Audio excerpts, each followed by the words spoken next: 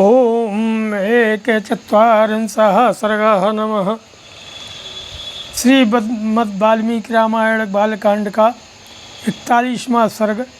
Sugar की आज्ञा से अंशुमान का रसातल में जाकर के घोड़े को ले जाना और अपने चाचाओं के निधन का समाचार सुनाने का वर्णन है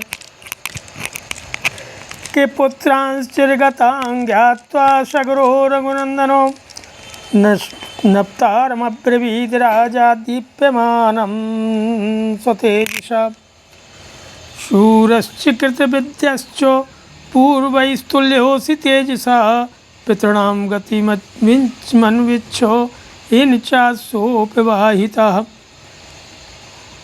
कहने लगे कि हे रघुनंदन, पुत्रों को गए बहुत दिन हो गए। ऐसा जानकर के राजा सगर ने अपने पौत्र अंशुमान से, जो अपने तेज से दीप्यमान हो रहा था, इस प्रकार कहा कि हे वत्स, तुम शूरवीर विद्वान तथा अपने पूर्वजों के तुल्य तेजस्वी हो। तुम भी अपने चाचाओं के पथ का अनुसरण करो और उस चोर का पता लगाओ जिसने मेरे यज्ञ संबंधी यशु का अपहरण कर लिया है। कि अंतर भौमानि शत्वानि वीर्यवन्ति महान्ति च तेषां तु प्रतिघातार्थं सासिं गणेशो कार्मुकम्। देखो, पृथ्वी के भीतर बड़े बड़े बलवान जीव रहते हैं, अतः उनसे टक्कर लेने के लिए तुम तलवार और धनुष भी लेते जाओ। अहिवाद्याभिवाद्यांस्त्वं हत्वा विनिकरानपि सिद्धार्था सन्निवर्तस्यो मम यशस्य पारगः। जो बंदनी पुरुषों ने प्रणाम करना, वो जो तुम्हारे मार्ग में विघ्न डालने वाले हों उनको मार डालना। ऐसा करते हुए सफल मनोरथ होकर लौटो और मेरे इस यज्ञ को पूर्ण कराओ। यो मुक्त अंशुमान सम्यक शगरेण महात्मना धनुरादाय खंगम च जगाम लघु विक्रमः। महात्मा शगर के ऐसा कहने पर शीघ्रतापूर्वक पराक्रम कर दिखाने वाला वीरवर अंशुमान धनुष और तलवार लेकर चल दिया।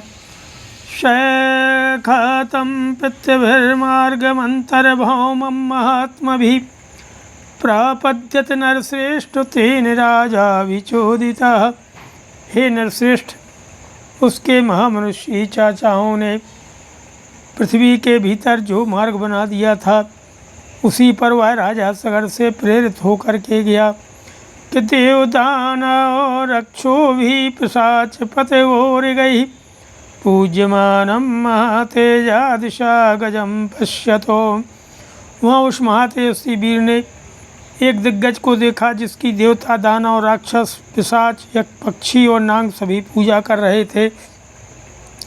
शतं प्रदक्षिणं कृत्वा पृष्ट्वा च उन्रामयम् पितरंसा परिपपृच्छो बाजिहर्तारमेव च। उसकी परिक्रमा करके कुशल मंगल पूछ करके अंशुमान ने उस दिग्गज से अपने चाचाओं का समाचार तथा अश्व चुराने वाले का पता पूछा। दुर्दशा गजस्तु तच्छ्रुत्वा प्रत्युवाच महामती अशमंजकृतार्थस्त्वं सहाश्वः शीघ्रमेष्यसि। उसका प्रश्न सुन करके परम बुद्धिमान दिग्गज ने इस प्रकार उत्तर दिया। हे अश्मंज कुमार, तुम अपना कार्य सिद्ध करके घोड़े सहित शीघ्र लौट आओगे।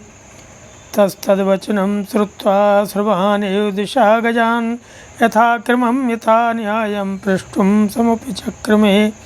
तैषु सर्वैः दिशापालैः वाक्ययज्ञैर्वाक्यकोविदैः पूजिता सहयश्चैव गन्तासीत्यविचोदितः।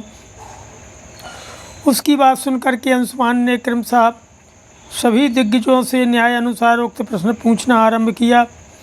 वाक्य के मर्म को समझने तथा बोलने में कुशल उन समस्त जो है दिग्गजों ने अंशुमान का सत्कार किया और यह शुभकामना प्रकट की कि तुम घोड़े सहित लौट आओगे। तेघां तद्वचनं श्रुत्वा जगाम लघु विक्रमा भस्मराशि कृता यत्र पितरस्तस्य सागर। उनका यह आशीर्वाद सुन करके अंशुमान शीघ्रतापूर्वक पैर बढ़ाता हुआ उस स्थान पर जा पहुंचा जहां उसके चाचा सगर पुत्र राख के ढेर हुए पड़े थे। स दुःख वसमंजसुतस्तदा चुक्रोश परमार्थस्तु बधात तेषां सुदुःखिता। उनके वध से असमंजस पुत्र अंशुमान को बड़ा दुख हुआ।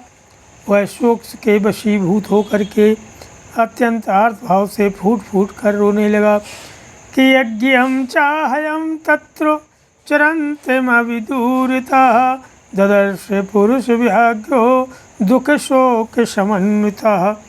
दुख शोक में डूबे हुए पुरुष सिंह अंशुमान ने अपने यज्ञ संबंधी यश को भी वहाँ पास ही चरते देखा। शतेषां राजपुत्राणां कर्तुकामो जलक्रियां सजलार्थी महातेजा न चापश्यज्जलाशयम्। महातेजस्वी अंशुमान ने उन राजकुमारों को जलांजलि देने के लिए जल की इच्छा की, किंतु वहाँ कहीं भी कोई जलाशय नहीं दिखाई दिया। कि विशारि निपुणां सृष्टिं ततो पश्यते खगादीपं पितॄणां मातुलं रामो सुपर्णमणिलोपमम्। हे श्री राम, तब उसने दूर तक की वस्तुओं को देखने में समर्थ अपनी दृष्टि को फैला कर देखा। उस समय उसे वायु के समान वेगशाली पक्षीराज गरुण दिखाई दिए, जो उसके चाचाओं के मामा थे। सचेन अब्रवीद वाक्यम बैनतेयो महाबला म शुचः पुरुष व्याघ्रो बधोयम लोक सम्मतः। महाबली विनतानंदन गरुण ने अंशुमान से कहा कि पुरुष सिंह शोक न करो, इन राजकुमारों का वध संपूर्ण जगत के मंगल के लिए हुआ है। कपलेना प्रमेयेण दग्धा ही मे महाबला सलिलं नार्हसि प्राज्ञो दातुमेषां हिलौकिकम्। गंगा हिम्बतो ज्येष्ठा दुहिता पुरुषर्षभो तस्यां कुरु महाबाहो पितॄणां शल्यक्रियाम्। कहने लगे कि हे विद्वान, अनंत प्रभावशाली महात्मा कपिल ने इन महाबली राजकुमारों को दग्ध किया है। इनके लिए मैं तुम्हें लौकिक जल की अंजलि देना उचित नहीं है। हे नरश्रेष्ठ, हे महाबाहो, हिमवान की ज्येष्ठ पुत्री गंगा जी हैं, उन्हीं के जल से अपने इस चाचाओं का तर्पण करो कि भस्म राशि कृतानेतान पिलाओ वे लोक पावनी तथा क्लिन्नमिदं भस्मो गंगया लोककांतया षष्टिं पुत्र सहस्राणि स्वर्गलोकम गमिष्यति। जिस समय लोक पावनी गंगा राख के ढेर होकर गिरे हुए उन 60,000 राजकुमारों को अपने जल से अपलावित करेंगी, उसी समय उन सबको स्वर्गलोक में पहुंचा देंगी। लोक कमनीया गंगा के जल से भीगी हुई है भस्म राशि इन सबको स्वर्गलोक में भेज देगी। निर्गच्छा स्वं महाभागो संग्रह्य पुरुषर्षभो यज्ञं पैतामहं वीरो निर्वर्तयितुमर्हसि। हे महाभाग, पुरुष प्रवृत्त वीर, अब तुम थोड़ा घोड़ा लेकर के जाओ और अपने पितामह का यज्ञ पूर्ण करो। सुपर्ण वचनम श्रुत्वा स्वंशुमान अतिवीरवान त्वरितम हयमादाय पुनरायान महातपः। गरुड़ की ये बात सुन करके अत्यंत पराक्रमी महातपस्वी अंशुमान घोड़ा लेकर के तुरंत लौट आया।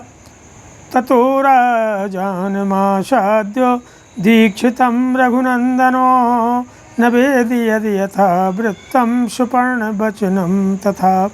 हे रघुनंदन, यज्ञ में दीक्षित हुए राजा के पास आकर के उसने सारा समाचार निवेदन किया और गरुड़ की बताई हुई बात भी कह सुनाई। तत्श्रुत्वा घोर संकाशं वाक्यमसुमतो नृपः यज्ञं निर्वर्तयामाशो यथा कल्पम यथा विधि। अंशुमान के मुख से यह भयंकर समाचार सुन करके राजा सगर ने कल्पोक्त नियम के अनुसार अपना यज्ञ विधिवत पूर्ण किया। स्वपुरं त्वमगत् श्रीमानिष्टयज्ञो महीपतिः गङ्गायाश्चागमे राजा निश्चयं नाद्य गच्छतो अगत्वा निश्चयं राजा कालेन महता महान् 63 राज्यं कृत्वा दिवं गतः। यज्ञ समाप्त करके पृथ्वीपति महाराज सगर अपनी राजधानी को लौट आए और वहाँ आने पर उन्होंने गंगा जी को ले आने के विषय में बहुत विचार किया, किंतु वे किसी निश्चय पर न पहुँच सके। दीर्घ काल तक विचार करने पर भी उन्हें कोई निश्चित उपाय नहीं सूझा और 30,000 वर्षों तक राज्य करके वे स्वर्गलोक को चले गए। श्रीमद् रामायण वाल्मीकि आदि काव्ये बालकांडे 1/4 सर्गः। नमः।